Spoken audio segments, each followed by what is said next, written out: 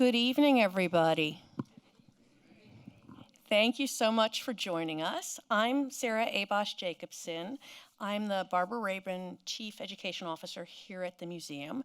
Ordinarily, Mary Pat Higgins, our absolutely wonderful CEO and president, would be introducing, but she is here with laryngitis, so we told her no. Anyway, thank you so much for joining us tonight for the final program in celebration of our special exhibition, Kindertransport, Rescuing Children on the Brink of War. I'd like to start by extending a special thank you to our exhibition sponsors. Our supporting sponsors are the Texas Historical Commission and the Texas Holocaust, Genocide, and Anti-Semitism Advisory Commission. We are also grateful to our partner sponsors, American Airlines, Dallas Tourism Public Improvement District, Friends of the Texas Holocaust, Genocide, and Anti-Semitism Advisory Commission, and NFI Industries. Additional support has been provided by Larry Ginsberg. I'd also like to thank our exhibition community partners, and bear with me because this is a long list, and I'm so thrilled that it is a long list. Ackerman Center for Holocaust Studies at UT Dallas, more on that in a moment. ADL Texoma, AJC Dallas, Big Brothers Big Sisters Lone Star, Educational First Steps, Green Hill School, Hope Supply Company, Southwest Jewish Congress, Vogel Alcove, and the World Affairs Council of Dallas-Fort Worth. And what an incredible group of sponsors and community partners. Thank you all so much for your steadfast support of our institution, our exhibitions, and our programming. I would also like to extend a special welcome to our board members, museum members, generations, and volunteers. Your support helps us continue to offer programs like these. If you are not yet a member or a volunteer, first of all, what are you waiting for? And please visit our website, www.dhhrm.org, to learn more. We are fortunate tonight to host Stephen Pressman, the author and documentarian of 50 Children, One Ordinary American Couple's Extraordinary Rescue Mission into the Heart of Nazi Germany. Shortly, he will share the story of Gilbert and Eleanor Kraus, who made a bold and unprecedented decision to travel into Nazi Germany in an effort to save a group of Jewish children, and whom we feature upstairs in American Responses to the Holocaust. But before he takes the stage, we have a very special film that we would like to share with you. College students from the University of Texas at Dallas have created an incredible 6-minute movie that captures the story of refugee children who fled Nazi persecution without their parents. I will now invite Dr. Nils Romer to the stage to introduce the film. Dr. Romer is Dean of the Harry W. Bass Jr. School of the Arts, Humanities, and Technology, and Director of the Ackerman Center for Holocaust Studies at the University of Texas, Dallas. Nils, will you please come up? Oh. Sorry, looking in the wrong direction. Thank you very much. Thank you, Sarah. Just a quick way of introducing maybe what you're going to see in a couple of minutes, too exact, I think I have to speak. You mentioned a long list, so the making of this movie also involves a long list, but that list also revealed something really fascinating about UT Dallas and Holocaust education today. And that is, in order for us to reach our audiences in colleges, we cannot solely rely any longer on teaching history and literature, but we really also have to find the students where they are. And creating this animation short that you're going to see in a moment involved faculty from creative writing, from sculpture, from music, from sound engineering, from animation, and so on and so forth, as well as all of those students. I think it says a lot of where our students these days are. They don't want to just learn and master whatever we teach and lecture, but they want to participate in the making and creating of knowledge. And creating a movie is probably about as good as it gets. So enjoy very much the presentation that is coming up. We have a row of the presenters actually right there in front of us. Please acknowledge them if you don't mind standing up. We're immensely proud of them. Well done, well done.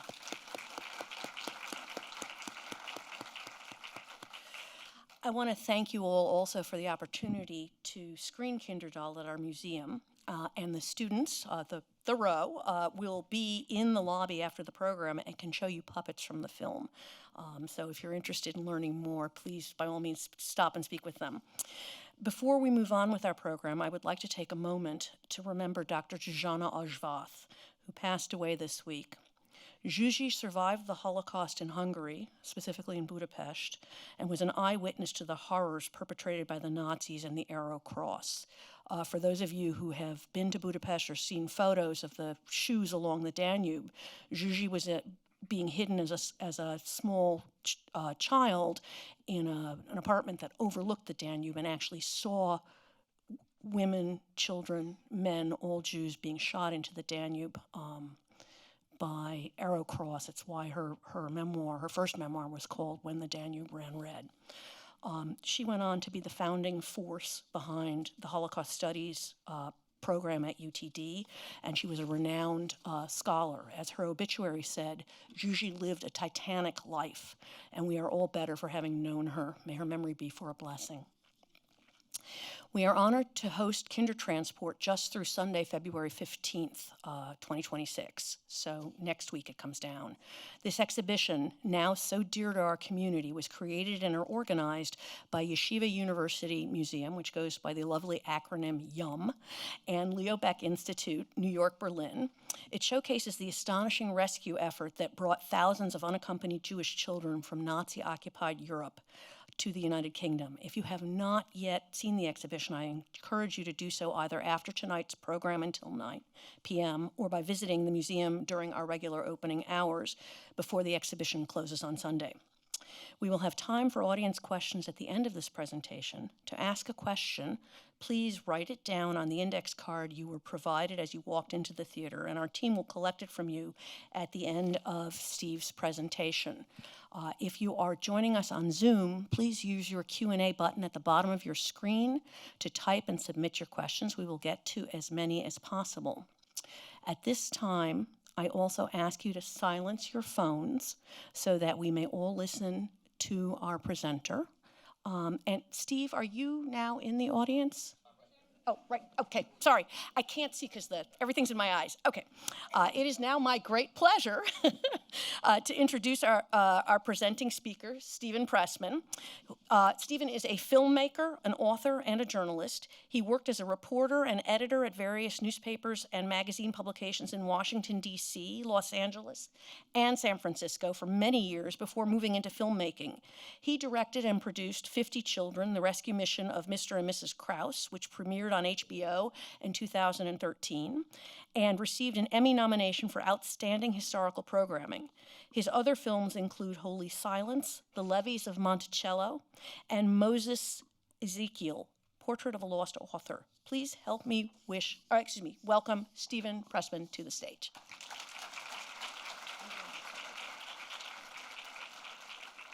Thank you so much. It's a real honor to be here. And I have to say, I've been either showing my film or talking about my film for a number of years now, but tonight's a first. What a great pleasure it was to have an introductory film and a beautiful one. So my hat's off to the students who made that gorgeous film. I have to, I couldn't help but notice, and I'm sure the students will appreciate this, the length of the credits. Before I started my filmmaking work, I was one of those who would show up at a film and just be astounded at the length of the credits that seem to go on and on and on. Sometimes it seems like the credits last longer than the film. Not so in this case, but even so, you saw how many people were involved beyond just a handful of students. So my hat's off to you for making a beautiful work of art, and I wish you nothing but success in sharing the film with audiences elsewhere.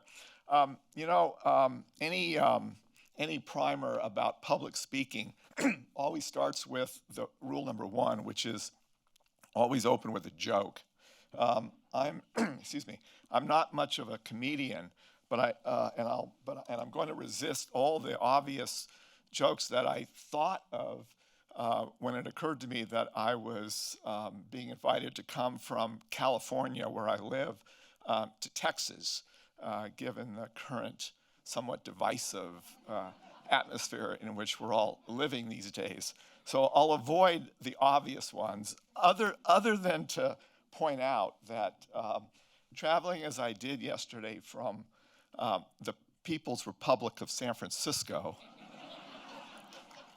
where I live, to the former independent Republic of Texas, where we're now standing, it occurred to me that maybe I should just tuck away my passport, just in case it was needed either to enter or exit. I resisted the urge, and I'm happy to say that it's been a wonderful day and a half here in Dallas, and I've been here a number of times before. It's always a pleasure. So I want to thank you for the opportunity to be here to share this story that I think dovetails nicely with the wonderful exhibition that the museum has been sponsoring on the Kindertransport, of which the remarkable story of Gilbert and Eleanor Kraus is almost a tiny little footnote as part of the broader Kindertransport story. One of the other nice things about making a talk like this as a filmmaker is that I'm able to include a number of I promise you, short clips from the film I made some years ago, which you see on the screen there. The nice thing for me is that it allows me to take a bunch of mini breaks within my remarks and let the film speak for itself, which I'm happy to do, and I appreciate the opportunity to share some of that with you. So with that, let me jump in. For many years, my wife, Liz Purley, kept a stack of yellowing onion skin pages tucked away, really half forgotten, hidden in a desk drawer in our home in San Francisco, mixed in with the usual mundane assortment of very exciting things like our bank statements, our kids' medical and dental records, other equally exciting household documents that we're all so familiar with in our daily lives. But there was nothing mundane, I can assure you, about the astonishing tale that had been very carefully typed out on those brittle onion skin pages decades earlier. Let me take a brief aside from my remarks. Some years ago, not long after my film came out, I was giving a talk about this story. This was at a synagogue in Philadelphia. And the night I was there happened to be a group of post-bar and bat mitzvah students. I think they were part of a confirmation class. And they were sitting on one side of the sanctuary. And on the other side of the sanctuary, there were adults that were, like many of us tonight, had this color hair, if they had hair. And many of them did. And I mentioned onion skin pages, onion skin paper, when I mentioned this manuscript that my wife Liz had shared with me some years ago. And I looked out onto the left side of the sanctuary towards the students, and I noticed that they had blank stares on their faces. In other words, when I mentioned onion skin pages, they had absolutely no idea what I was talking about. Of course, on the other side of the audience, everybody said, "Oh yeah, I remember onion skin pages." I think most everybody here will know what onion skin paper is, but if there are younger folks in the audience who have no idea, all I can tell you is it's actually not made from onions. But nonetheless, Liz shared with me this brittle document that had been, as I said, carefully typed out on those pages decades earlier.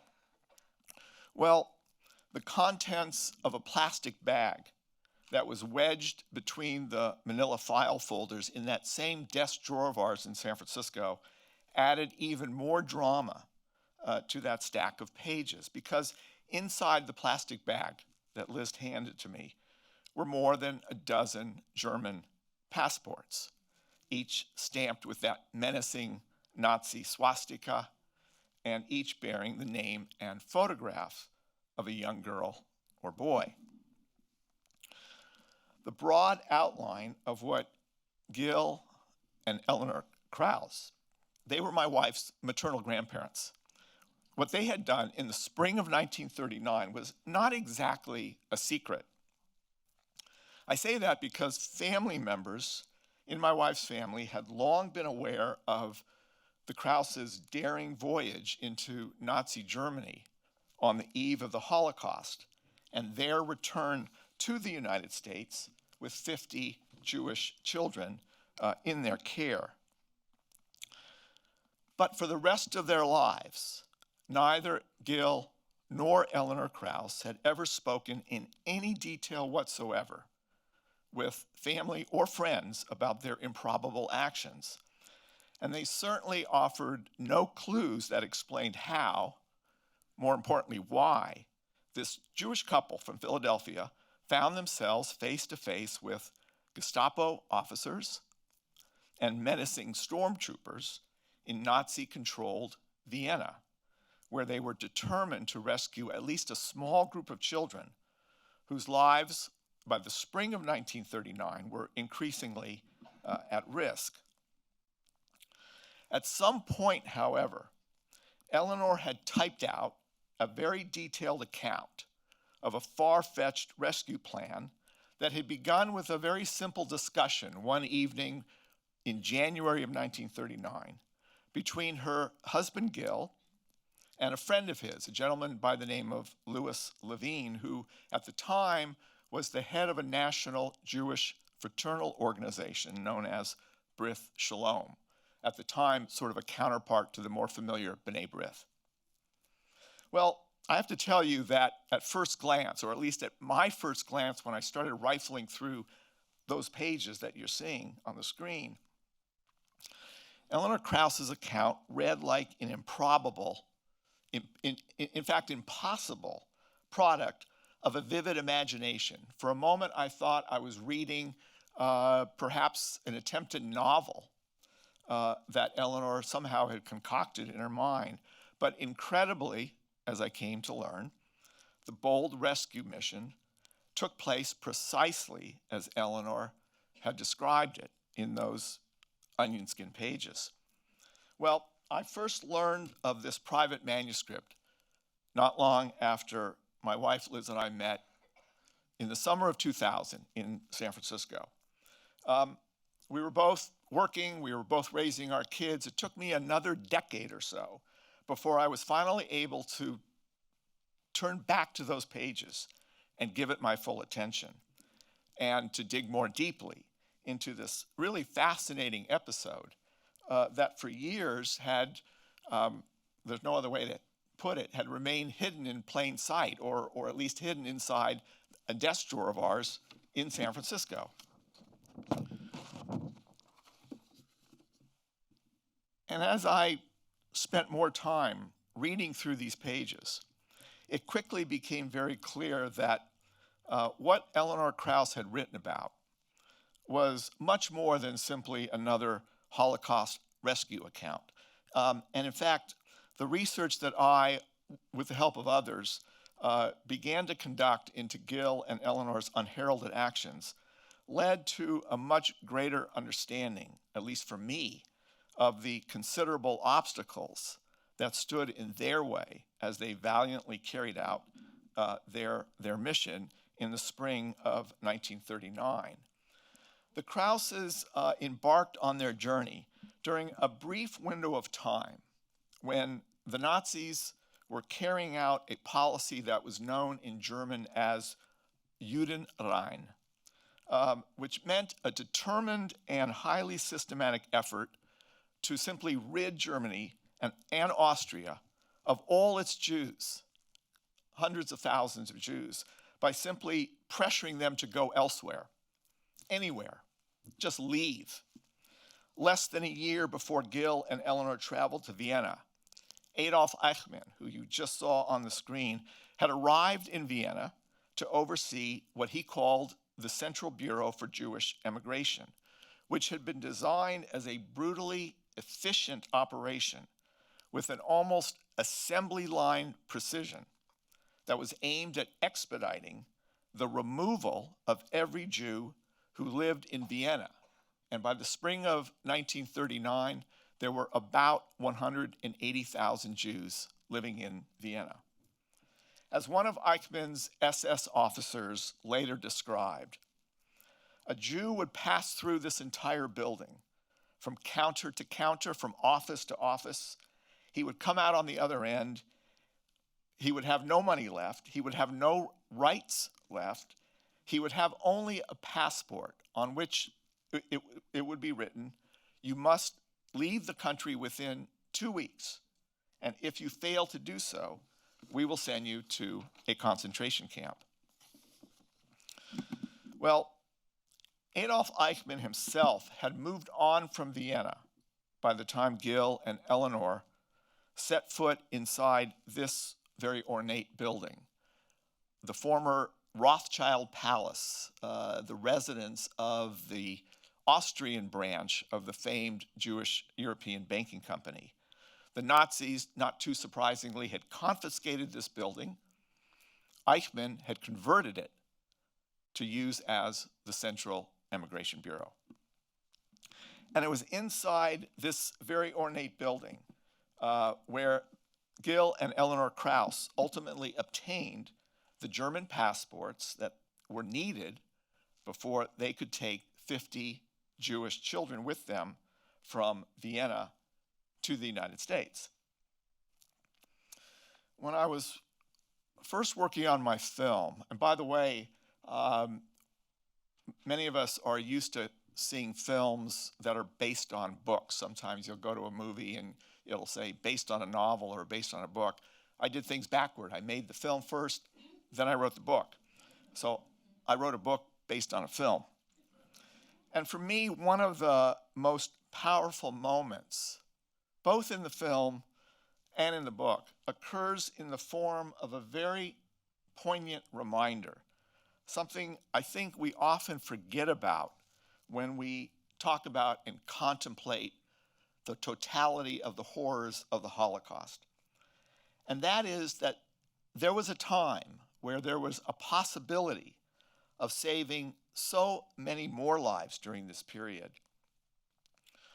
In this first clip, brief clip that I'm going to show you from my film, one of the rescued children, a lovely woman named Henny Wenkart, who lived for years and years in New York City, was one of the children saved by Gil and Eleanor Kraus. And in this scene, Henny, who I had the great pleasure of interviewing when I was working on my film, reminds us of what might have happened differently back then when there was a chance.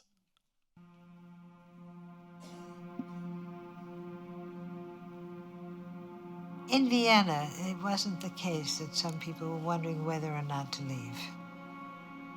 Whoever could leave did. My pediatrician left by jumping out the window and killing himself.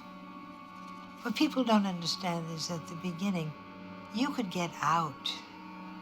Everybody could get out. Nobody would let us in. Everyone could have been saved. Everyone.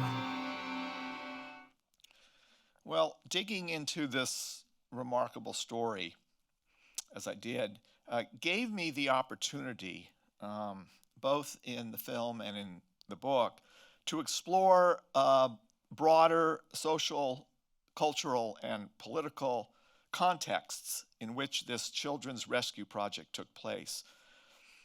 And here I'm talking not only about what was happening inside Nazi Germany at the time, but perhaps for purposes at least of this story, even more importantly, what was happening in our country, right here in the United States. And what I learned during that research turned out to be, for me, both eye-opening and, quite honestly, profoundly disturbing.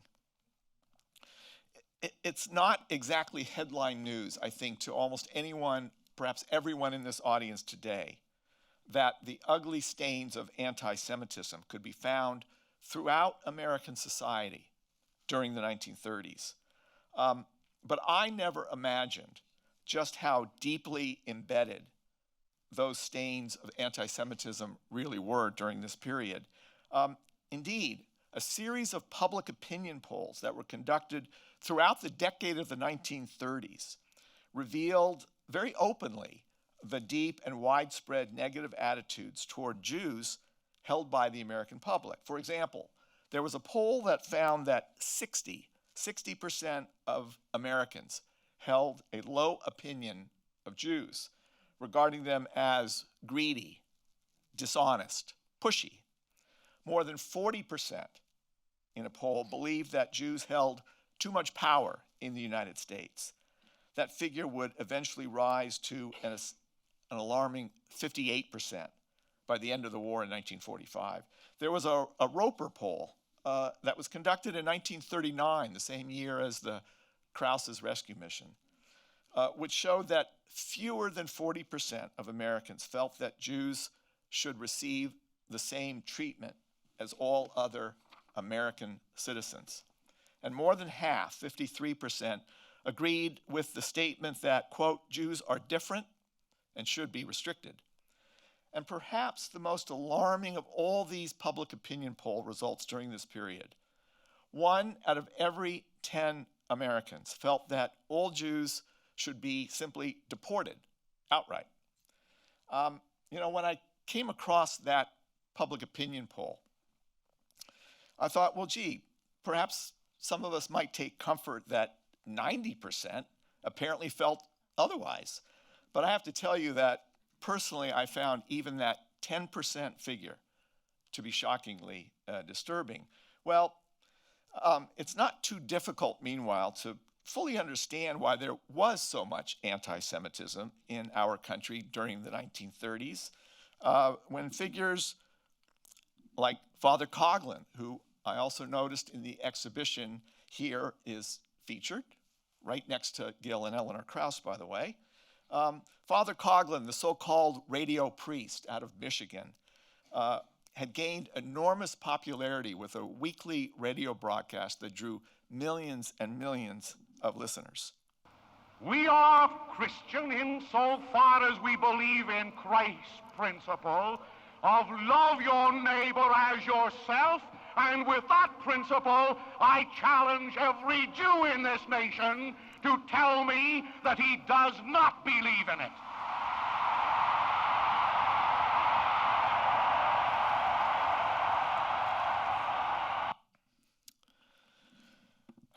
There's another familiar figure.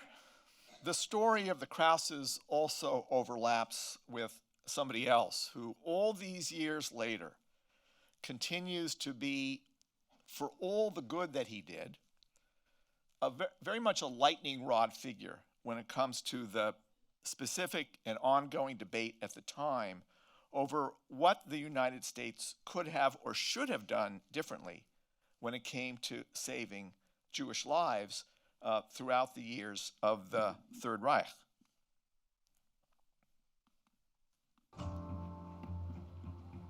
President Roosevelt was a hero to the Jews of his day. When Jews looked around the world and they saw Hitler and they saw Stalin and they saw Mussolini, they felt mighty glad that the man who was running the United States was Franklin Delano Roosevelt. Nevertheless, he was a consummate politician, and there were things that he felt deeply about, and he made sure they happened. Arming America secretly was one of them. Helping Britain was one of them. Saving Jews was not one of them.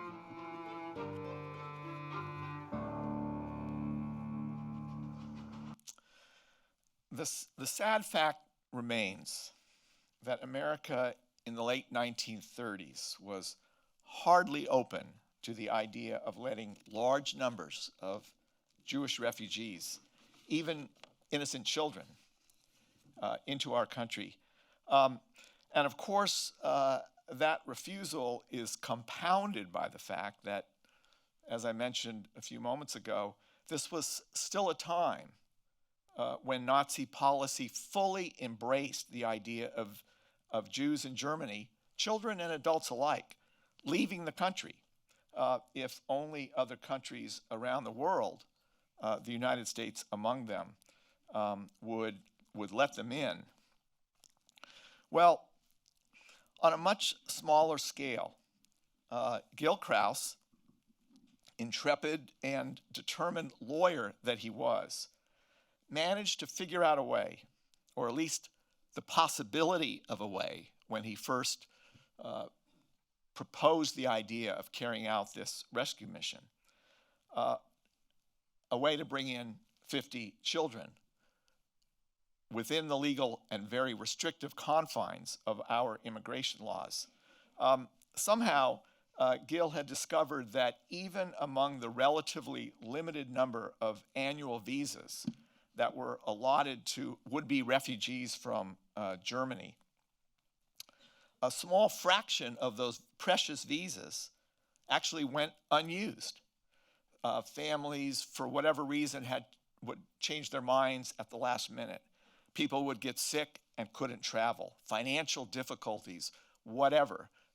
Believe it or not, there were unused visas at this time of incredible need for refugees to find their way to a safe haven.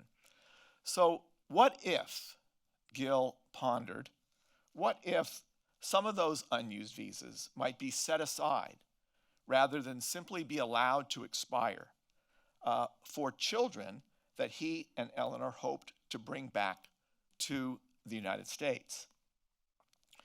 Eleanor took on her own very difficult job during this rescue mission.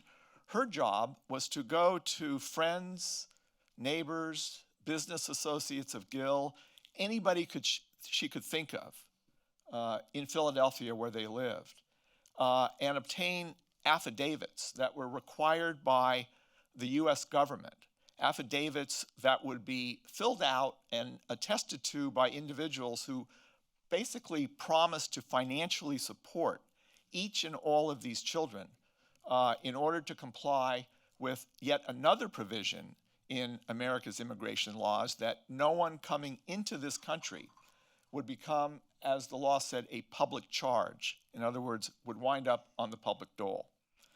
Eleanor, in her manuscript, talks about how embarrassed she was to go to friends and associates and neighbors because she had to ask them the most embarrassing financial questions that were required in order to comply with these affidavits. Well, Eleanor, trooper that she was, wound up collecting 54 affidavits, as she said, 4 extra, just in case the 50 children that they hoped to bring over, something would go wrong with a handful of the affidavits, and she had 3 or 4 left over in her pocket just in case.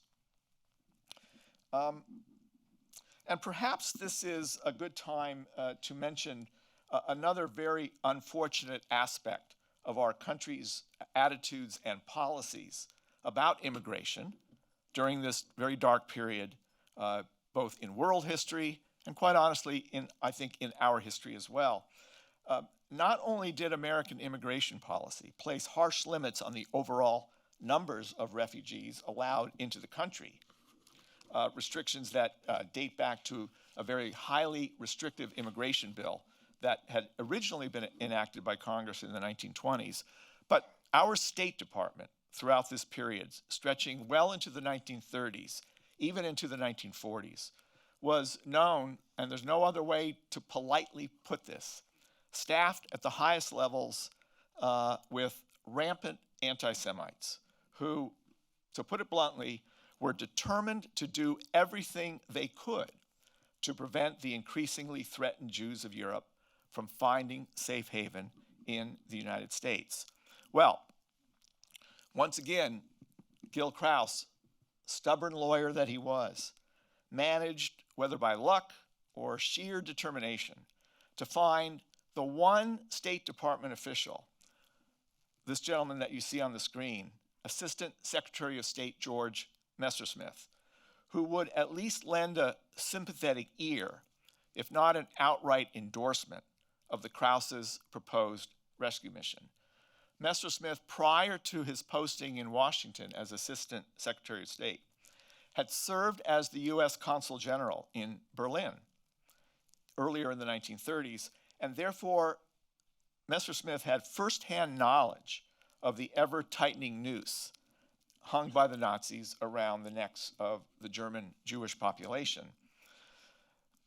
Messersmith also had a sympathetic colleague who happened to be a dear friend of his, along with being a colleague, Raymond Geist, who at the time was serving as our consul general at the U.S. Embassy in Berlin. You know, we forget the fact that until America entered the war after Pearl Harbor in 1941, we had full diplomatic relations with Germany. We had an embassy in Berlin. We had consulates in places like Vienna and Hamburg and elsewhere throughout the German Reich. We had diplomats on the ground who were witnessing firsthand the rise of Adolf Hitler and the increasing restrictions and threats that European Jewry faced at this time. Well, during the Kraus's rescue mission, both George Messersmith and Raymond Geist were definitely outliers among their colleagues. Geist, in fact, had been working for some time within the confines of our immigration laws in a determined effort to help save as many victims of Nazi persecution as he could. Among those he helped, Albert Einstein and Sigmund Freud. The more I delved into this nearly lost to history episode, the more I kept asking myself one question: why? What was it about this couple? By the way, two very assimilated Jews. They sent their own two children to Quaker schools in Philadelphia. They had little, if anything, to do with the city's organized Jewish community. What was it that led them to undertake and ultimately carry out the rescue mission? And the answer, at least part of the answer, and I'm not sure we'll ever know the full answer, turned out to be a little easier to find when it came to Gil Kraus. Gil's father was a gentleman named Solomon Kraus. Believe it or not, born in Philadelphia in the 1860s, the son of German Jewish immigrants who had been part of that great migration of German Jews who had first come to the United States way back in the 1840s to escape from the turmoil of revolution in Europe during that time. Saul Kraus had made a name for himself both in Philadelphia's business and political circles. Turns out he had cast an electoral vote for Grover Cleveland in the 1892 presidential election. And Saul, at least briefly, I learned, had entertained thoughts of a political career for himself. At one point, he stood for election as a municipal judge in Philadelphia, never mind the fact that he was not a lawyer. And I'm pretty sure, can't be positive, but I'm pretty sure Saul gave up the idea of elective office when he came in seventh in a field, as I looked at the newspaper articles, that included no more than 6 candidates. Saul turned away from politics and instead focused on becoming a fairly successful real estate guy in Philadelphia, but more importantly, for purposes of this story today, he was also part of a Jewish community that took very seriously the tradition of tikkun olam, that ancient Talmudic imperative to repair the world. Like his father, Gil Kraus was absolutely not a religious Jew. Rather, he was part of what we might consider a sort of Philadelphia branch of the Our Crowd contingent. By that I mean socially prominent German Jews who were intellectual, sophisticated, cultured, and often very civic-minded when it came to helping others. Gil was a fairly successful business lawyer, and following in his father Saul's footsteps, also became very active in that Brit Shalom fraternal organization that I mentioned earlier. So At the beginning of 1939, when Gil Kraus was only in his early 40s, his friend, Louis Levine, as I mentioned a few moments ago, came to him with a request that Gil take on this seemingly impossible task, planning and carrying out the rescue of a group of Jewish children from Nazi Germany. Let's go back to Eleanor for a minute or two. She was a woman who very much epitomized both her time and her social setting. Unlike her husband, Eleanor had come from Eastern European stock. And without a doubt, and I hope I don't sound overly sexist by saying this, Eleanor moved up considerably in the social standings when she and Gil got married in Philadelphia in 1924. Eleanor was a woman who favored stylish clothes, fine jewelry, fancy hats. She loved to host dinner parties. She loved to spend evenings out at the symphony. There was a long-time rumor within the family, never confirmed by anyone as best as I could tell, but it's a hell of a rumor. And the rumor was that Eleanor at one point had something of a fling, or at least a casting glances in the direction of Leopold Stokowski, the longtime conductor of the famed Philadelphia Orchestra. Well, whether or not the rumor was true, I can absolutely say that Eleanor was very happy being the wife of a successful lawyer from a fairly prominent family in Philadelphia. Life, as they say, was good. And so all of us can probably imagine Eleanor Kraus's reaction when her husband Gil comes home one night in January of 1939 and mentions this idea of going to Nazi Germany and bringing back a group of Jewish children.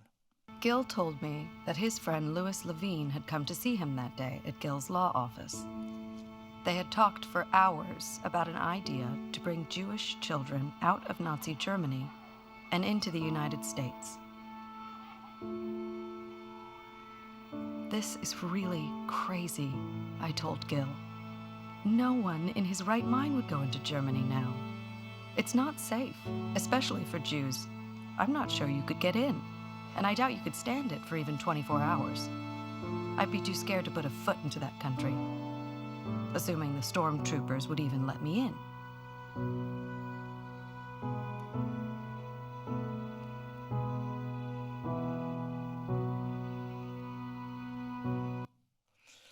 Well, let me cut to the chase. Several weeks later, Gil sailed to Europe on the Queen Mary in a first-class cabin. Initially, Eleanor stayed behind in Philadelphia. She had been warned by a State Department official in Washington that Nazi Germany was, as he put it, not quite the place for an American woman, Jewish or otherwise, to be traveling. Instead, Gil sailed on the Queen Mary with Dr. Robert Schless, a prominent Philadelphia pediatrician, a close friend of the Krauses. He was the pediatrician to Gil and Eleanor's two children. Dr. Schless also happened to speak fluent German, and he quickly agreed to help with the rescue mission. Like the Krauses, Dr. Schless also had young children at home. At the time, he was a widower with 3 sons, but that did not stop him from instantly agreeing to travel with Gil to Europe. The two of them started out in Berlin after they arrived in Europe. They assumed that that's where they would find Jewish families looking to send children off to safety. Believe it or not, Jewish community officials in Berlin, and again, we're now talking about the early spring of 1939, urged them to travel on to Vienna. The need was greater there. Why?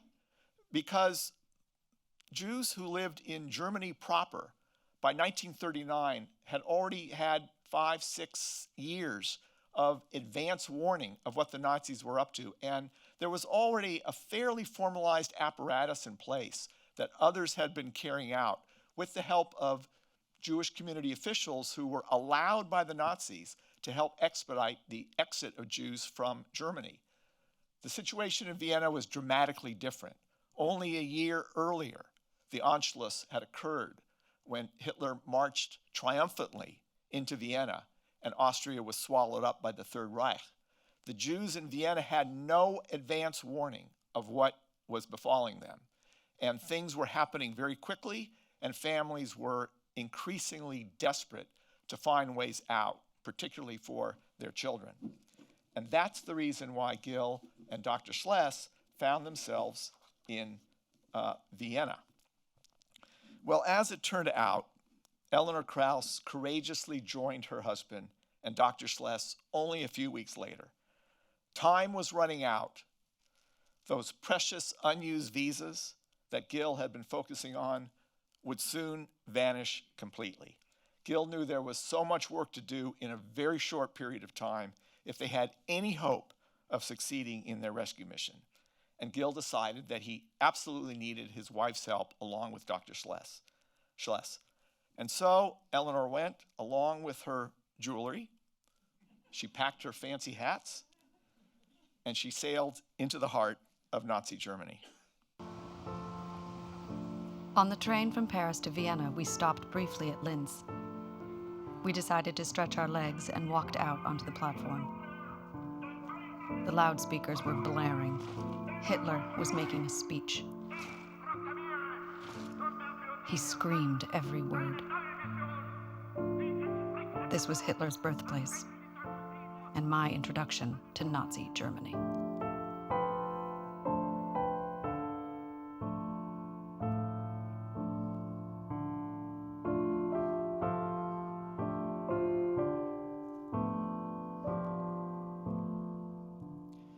After arriving in Vienna, the Krauses, along with Dr. Schless, had yet another sobering reminder of the urgency of their rescue mission.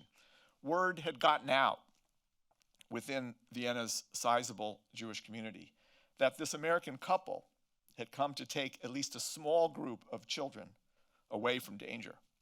And when Gil and Eleanor showed up at the offices of what was known as the Kultusgemeinde, the Jewish community organization that was still, again, allowed to exist by the Nazis, hundreds of families were lined up, filled with parents and their children, hoping to be chosen. Over the next several weeks, the Krauses and Dr. Schless took on the painful, seemingly impossible task of choosing 50 children among the hundreds that they saw and spoke with. As a pediatrician, Dr. Schless tried as best he could to help choose children who would be both physically able but also emotionally equipped to be separated from their parents and travel on their own to a strange and distant land. Among the 50, as it turned out, were 7 sets of siblings. But if you think about trying to identify children who would be emotionally equipped, the youngest of the 50 children was 5 years old. And as a parent, I've often thought, how on earth could a 5-year-old possibly be prepared for a journey like this? But the parents knew what fate was probably in store for them, and they lined up with those earnest hopes of sending their children with the Krauses. Only a few days before their departure from Vienna, one of the children, who happened to be 5 years old, a young boy named Heinrich Steinberger, had fallen ill. He had already been chosen to be among the 50. The Krauses knew they could not risk traveling with a sick child. And Heinrich was taken off the list. He was replaced by Alfred Berg, the older brother of another one of the children, his sister Charlotte, who had already been picked. Well, as if this ordeal was not already wrenchingly painful for the children and their parents alike, one final cruel indignity played out at the train station in Vienna on the night that the Krauses, Dr. Schless, and the children were leaving Vienna. Hetty Neufeld went to every parent and told them that they must not wave goodbye to the children when the train pulled away. Jews were not permitted to give the Nazi salute, and if the parents raised their arms to wave, they would be arrested.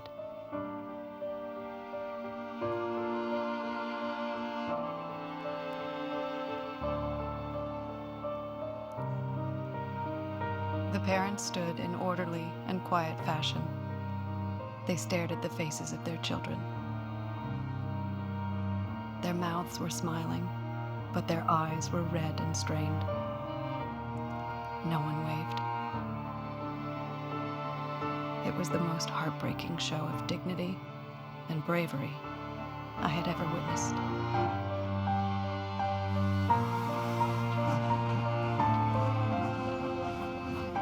My mother said to me, "You be a good girl and listen to your foster parents and make sure you get a good education, and before you know it, we'll be there and we'll all be reunited, and I'll see you in America." I remember the darkness, and I never saw her again.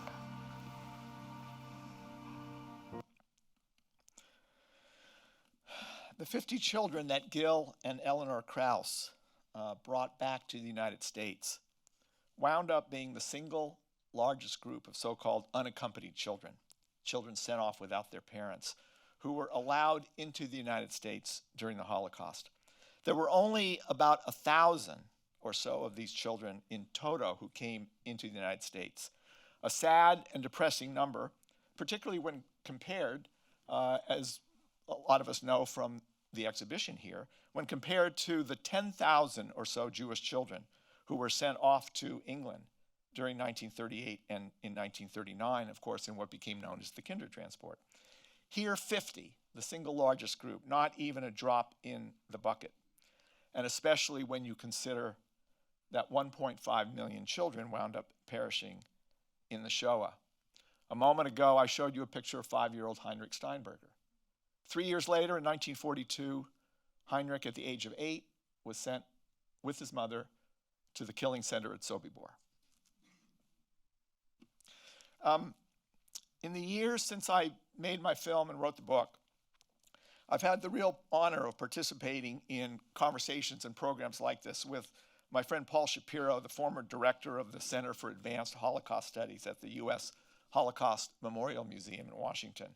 And when talking about Gil and Eleanor's heroic mission, Paul often likes to mention this story within the context of enduring myths that surround the Holocaust to this day. There is the myth, for example, that everyone in France, or just about everyone in France, was a passionate member of Les Resistants, when we know that the facts and sheer numbers prove otherwise. There is the myth that in Holland, everyone, thousands, were eager to hide thousands of Anne Franks in their attics. The facts prove otherwise.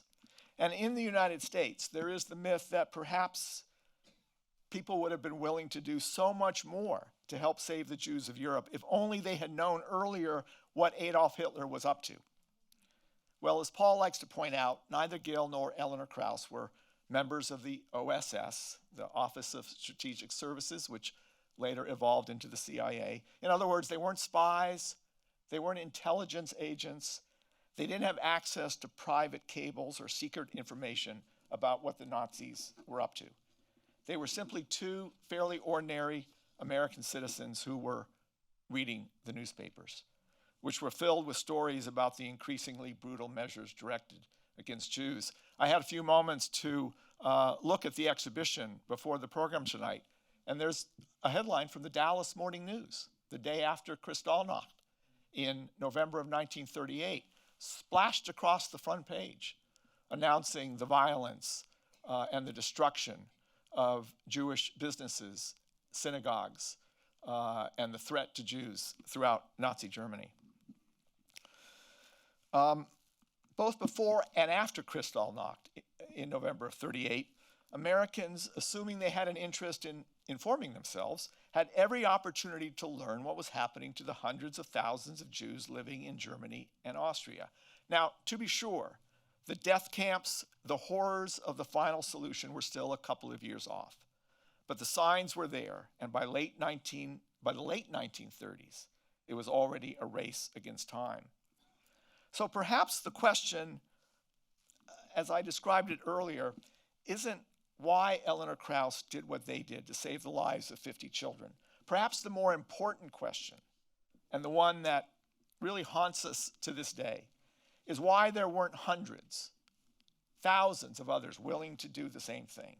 Now, to be fair, there were other individuals and other groups, Jewish, Quakers, and otherwise, who worked tirelessly to bring Jewish refugees into the United States. And for the most part, they all ran up against the same obstacles that Gil Kraus encountered: the difficulty of bringing large numbers of refugees into this country. But were there hundreds of those would-be saviors? Thousands? Tikkun Olam, it seems, had its limits precisely at this dark time in history when the need to repair the world should have had no bounds. At precisely the same time when the Krauses were carrying out their small rescue mission, and I notice this is also part of the exhibition here, it's really a terrific exhibition. The United States Congress was debating a bill. It was known as the Wagner-Rogers Act that would have allowed as many as 20,000 German Jewish children to come to the US, above and beyond the quota. Excuse me. The bill was sponsored by Congresswoman Edith Norris Rogers, a Republican from Massachusetts, and Democratic Senator Robert Wagner from New York. One of the most impassioned advocates for the bill was the young actress Helen Hayes. She testified before a congressional committee considering the bill. When I found this picture of Helen Hayes, I immediately thought of Eleanor Kraus, because Eleanor Kraus would have done a lot to get a copy of that hat. But I've also thought of Helen Hayes' eloquent words in favor of the Wagner-Rogers bill more recently, in recent times, because I realized that the words that she and others used in talking about the urgent need to rescue these children could just have easily been made today or in recent years. Whether it's parents from Central American countries looking to send their children off to safety, or whether it's refugees in war-torn places, whether it's Syria, Iraq, Afghanistan, you name it, trying desperately to find safe haven in Europe. The borders are increasingly closed.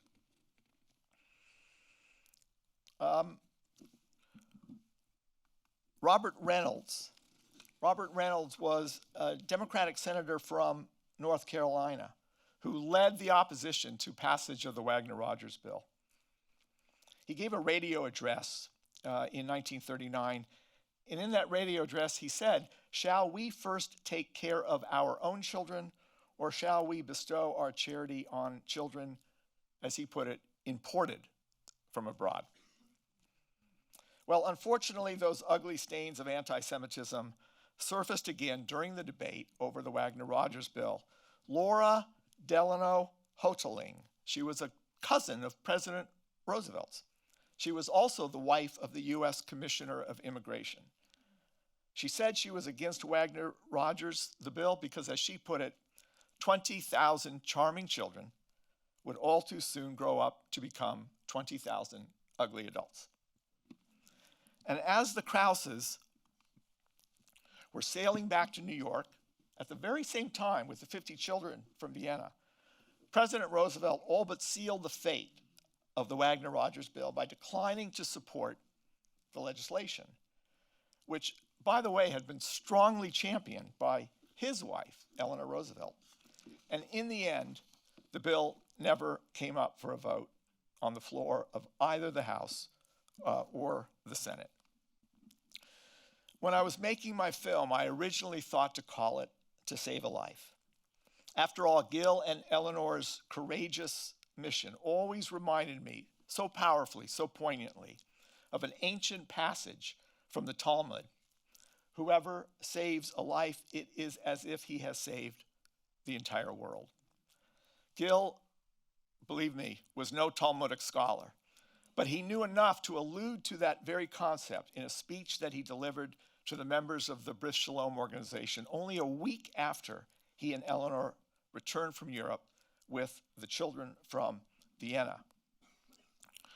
While the number 50, he said, is but a small drop among the hundreds of thousands of lives yet to be saved, each life, he said, is worth a world unto itself, and each child shall be privileged to live and breathe in a land consecrated to freedom and liberty. And that very poignant message, I think, remains as profound and relevant today as it was against the backdrop of Nazi Germany and the ugliness of anti-Semitism in the United States throughout the 1930s, which is to say all of us, each and every one, possesses the capacity to save the world, one life at a time, one righteous act at a time, even one very, very small deed at a time, no matter how seemingly insignificant it is. All these years later, I think of Gil and Eleanor Kraus as two relatively ordinary Americans, and I am absolutely sure that they themselves never set out to be heroes when they embarked upon their unlikely rescue plan. And indeed, and in the final clip I want to show you as I wrap up, as their granddaughter Liz mentioned at the end of my film, her grandparents, Gil and Eleanor, did remain very much in character throughout the children's rescue mission. I don't want to paint my grandparents as saints. They went to Nazi Germany and Austria, but they stayed in luxury hotels and they ate in fine restaurants. I honestly think it wouldn't have occurred to them to do it any other way.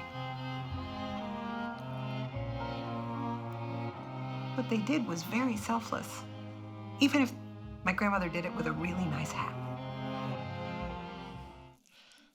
Let me close with a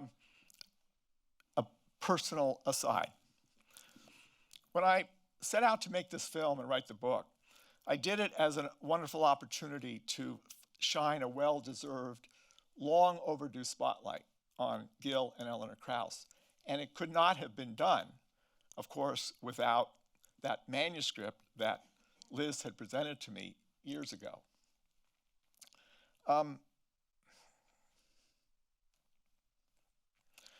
Liz passed away 2 years after the film came out.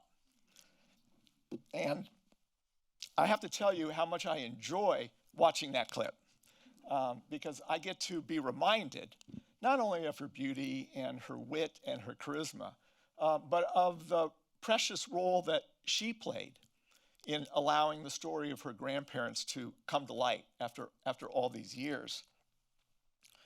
And she had no illusions about her grandparents. She knew the kind of people that they were. She knew them well into her young adulthood. You saw what they looked like. I tried to give you a sense of how they lived. They were not the kind of people you would have thought would have done what they did. And perhaps, just perhaps, in the final analysis, that is precisely what makes their extraordinary accomplishment, and indeed what turned out to be their historic contribution to Tikkun Olam, repairing the world, all the more heroic. Thank you very much.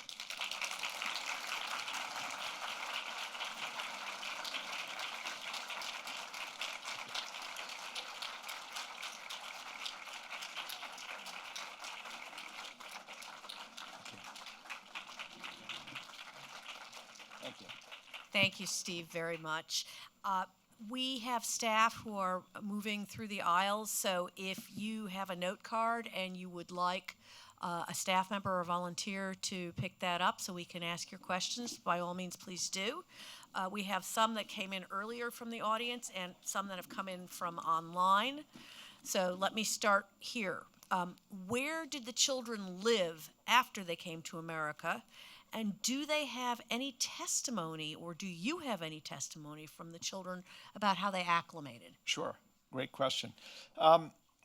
The Brit Shalom organization that I've mentioned a couple of times, this was this Jewish fraternal organization that Gil Kraus was actively involved in. It was his friend Louis Levine who was the head of that organization. Brit Shalom was headquartered in Philadelphia, but they had also been operating essentially a kids' summer camp in a place called Collegeville, which at the time was kind of out in the country beyond the city limits of Philadelphia. These days it's merely a suburb of Philly. But there was a kids' summer camp, and there was basically a dormitory that had 50 beds, which is pretty much the somewhat arbitrary reason why Gil and Eleanor came up with the number 50. They knew they had 50 beds.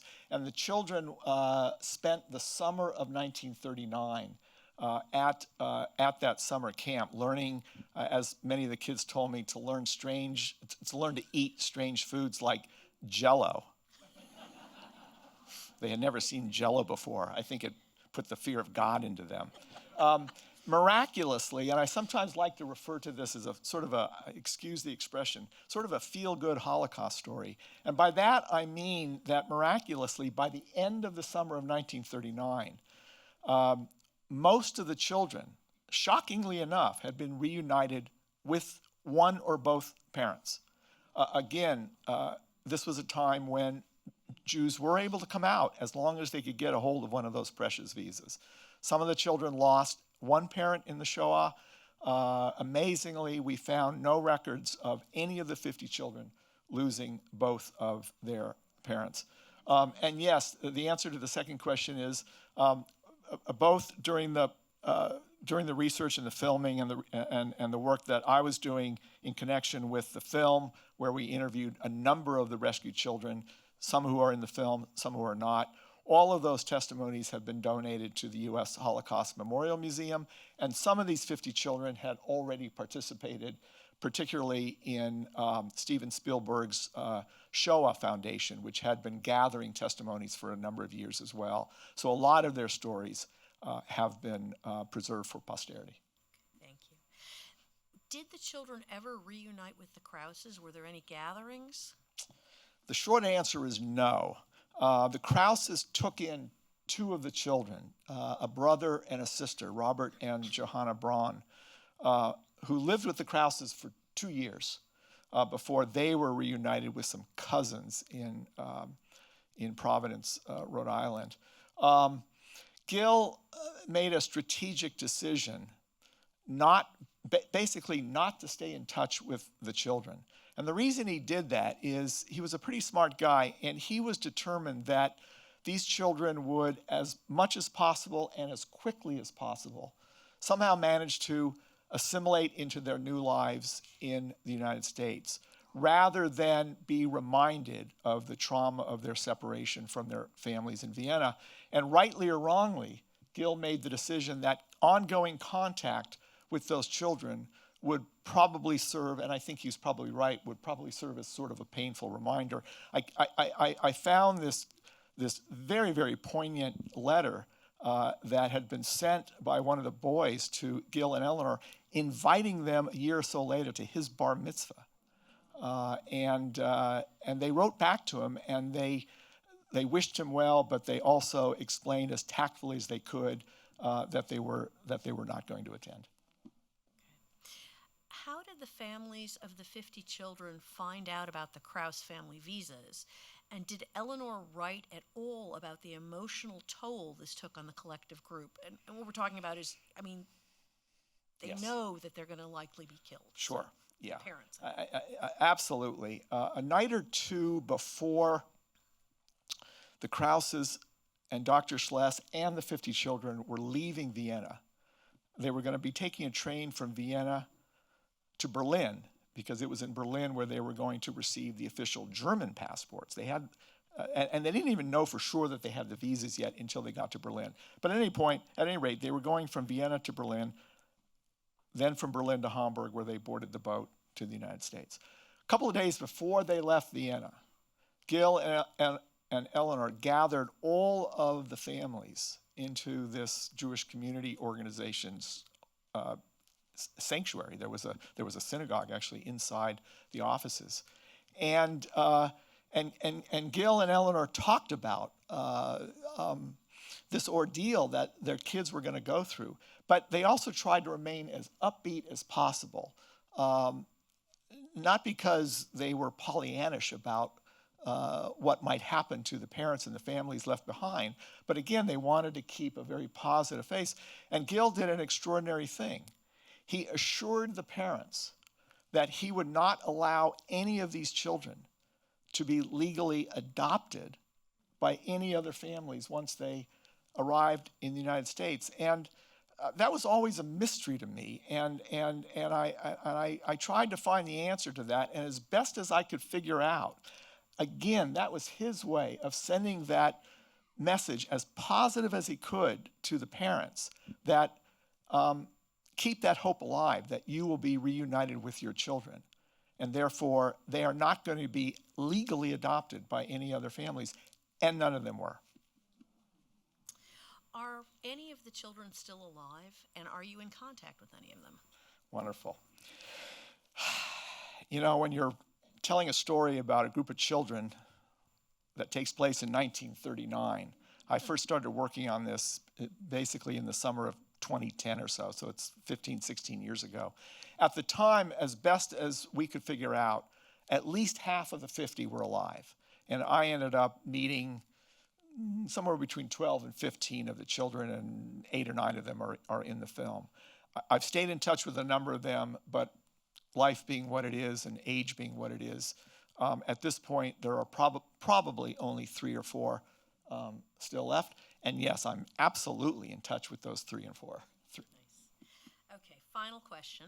In 30 seconds or less, while standing on one foot, Rabbi This is the lightning round, folks. Yeah. What do you think is the most valuable lesson from the Kraus story that we can all take with us tonight? 30 seconds. Okay. Well, I alluded to it at the end of my talk. We all sit here and wonder, would I do what they did? And as a parent, I can't possibly answer that question. Would I leave my children? Would I be a parent who'd be willing to give up my child? But I don't think that's the key question. The key question is, what else can any of us do? A tiny little deed, whatever it is, smiling at somebody, signing a petition, whatever. There are so many things, large and small, that all of us have the capacity to do to perform tikkun olam. To me, that's the ongoing legacy of Gil and Eleanor Kraus. Thank you.